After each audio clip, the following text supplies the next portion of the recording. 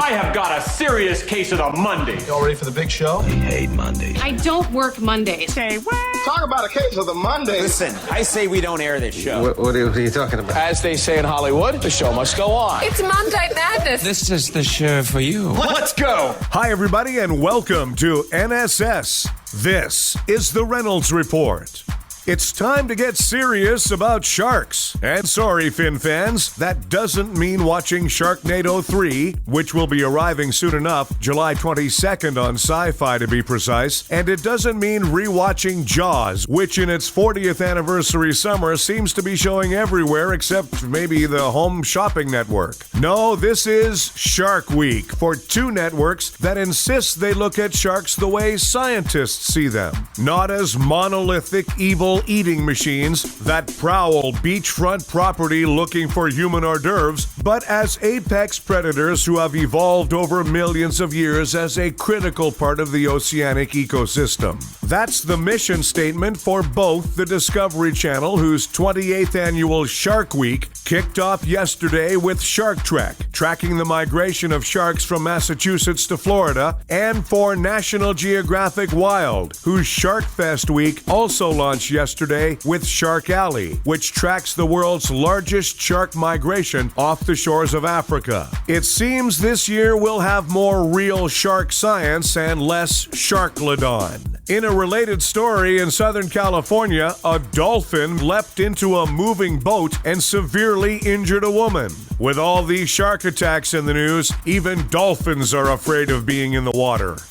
Actress America Ferrara reached out to presidential candidate Donald Trump last week to thank him for empowering Hispanic voters. In an open letter posted online, she wrote, "You see, what you just did with your straight talk was send more Latino voters to the polls than several registration rallies combined. Thank you for that. Here we are pounding the pavement to get American Latinos to the polls, while your tactic proves most effective." Trump, of course, has been under fire since his campaign announcement in mid-June when he called some Mexican immigrants to the U.S. killers and rapists. Ferrara's open letter also said, "While your comments are incredibly ignorant and racist, I don't want to spend my time chastising you. I'll leave that to your business partners like Univision and NBC, who have the power to scold you where it hurts. Instead, I'm writing to say thank you." And things keep getting worse for Donald Trump. At a 4th of July parade on the weekend, that thing on Trump's head was seen waving a Confederate flag. And Petco has announced that it will sever ties with Donald Trump and no longer carry his shampoo.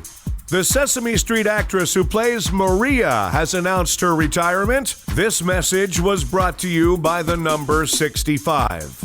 As you've probably heard by now, Ben Affleck and Jennifer Garner are getting a divorce. In other words, they're bene-finished.